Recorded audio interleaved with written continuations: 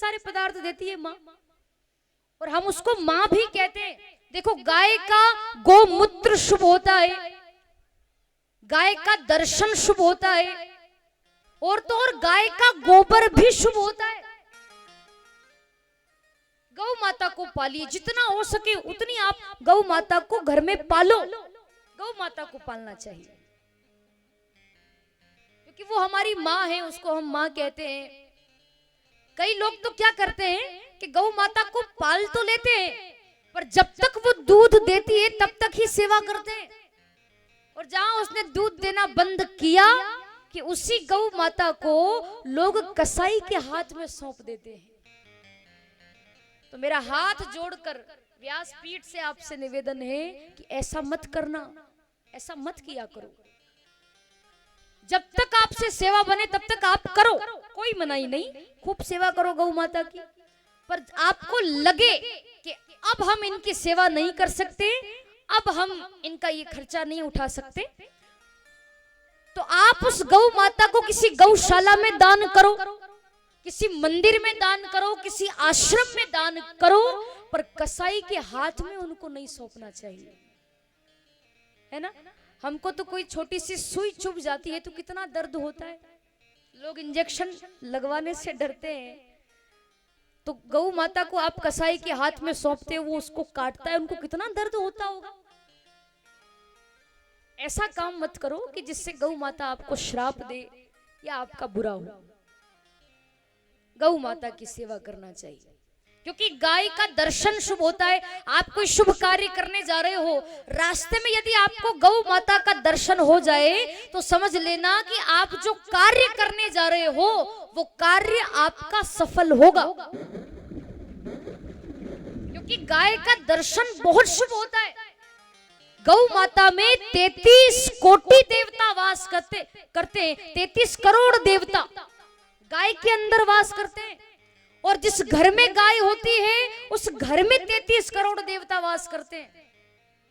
गौ माता के गोबर में लक्ष्मी जी का निवास है। कहीं भी जाओ तो गौ माता के चरण की धूल अपने सिर पर टीका लगा करके जाइए, गाय के गोबर का टीका लगाओ, ये बहुत शुभ माने जाते हैं। आपको पता है, पहले के जमाने में या अभी भी कई गांवों में वार त्योहार आते हैं ना, दीपावली, दशहरा, आपके हमारे जितने भी त्योहार आते हैं, उन त्योहारों पर गांव में आज भी ये परंपरा है कि गाय के गोबर से माताएं घर के आंगन को लीपती हैं। आज भी परंपरा है गांव में। बड़े बड़े शहरों में तो अब नहीं लीपा जाता, पर गांव में आज भी ये मर्यादा, ये परंपरा है कि वार त्योहार आते हैं तो गाय के गोबर से लीपा जाता है घर के आंगन को, क्योंकि वो शुभ माना जाता है। जिस घर में गाय के गोबर से लीपा जाता है, शास्त्र कहता है कि वहां लक्ष्मी जी दौड़ी चली आती है, जिस घर में गाय के गोबर से लीपा जाता है। इसीलिए गौ माता को पालना चाहिए, खूब पालो गौ माता को। एक गौ माता तो सबके घर में होनी चाहिए, पर आजकल लोग गौ माता को नहीं पालते। पढ़े लिखे लोग गौ माता को नहीं पालते।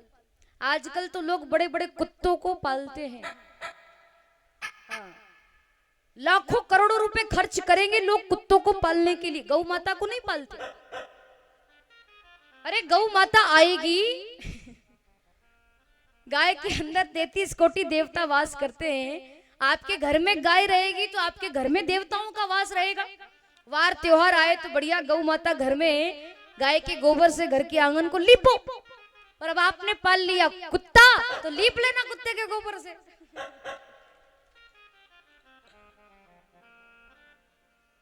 ऐसा नहीं करना चाहिए। गौ माता हमारी माँ है, उसको हम माँ कहते हैं।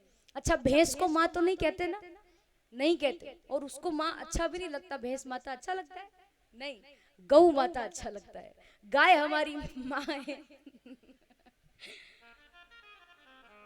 गौ माता की सेवा करो, आपसे जितना बन सके उतनी सेवा करो, कोई जबरदस्ती नहीं है, पर करना चाहिए। प्रत्येक इंसान को गौ माता की सेवा करनी चाहिए। भोजन बनाओ तो एक रोटी गाय के लिए निकालो, एक रोटी गौ माता के लिए निकालनी चाहिए। ये छोटे छोटे यज्ञ हैं एक प्रकार से, जो आप ऐसे नहीं कर सकते तो इस प्रकार से करो। तो गौ सेवा, गुरु सेवा, आपने जिनको सदगुरु बनाया है, जिनसे आपने गुरु दीक्षा ली है, नामदान लिए हैं, जिनसे आपने गुरु मंत्र लिया है, उन गुरुदेव की सेवा करो। तन से, मन से, धन से, जैसे बन सके ऐसे उनकी सेवा करो। ब्राह्मण सेवा, कोई ब्राह्मण, कोई साधु संत, कोई महात्मा आपके नगर में आए हैं, गांव में आए हैं, शहर में आए हैं, उनकी जितनी बन सके उतनी सेवा करो। ये तीनों सेवाएं जो व्यक्ति अपने जीवन में करता है, उसके जीवन में कभी हार नहीं आती।